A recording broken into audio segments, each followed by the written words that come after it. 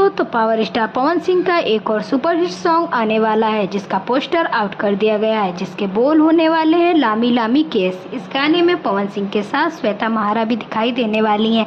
जी हाँ दोस्तों, आप सभी को बता दें कि गाना सोलो सॉन्ग होने वाला है जिसे गाया है अपने पावर स्टार पवन सिंह ने।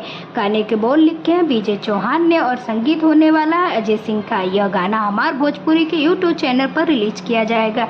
इस गाने में श्वेता महारा और पावर स्टार पवन सिंह की धमाकेदार जोड़ी दिखाई देगी। और अगर बात करें इस गाने की रिलीज की, तो अभी इसको मेंशन नहीं किया गया है, मगर हो सकता है कि 1-2 दिन के अंदर यह गाना आप सभी को सुनने को मिल जाए।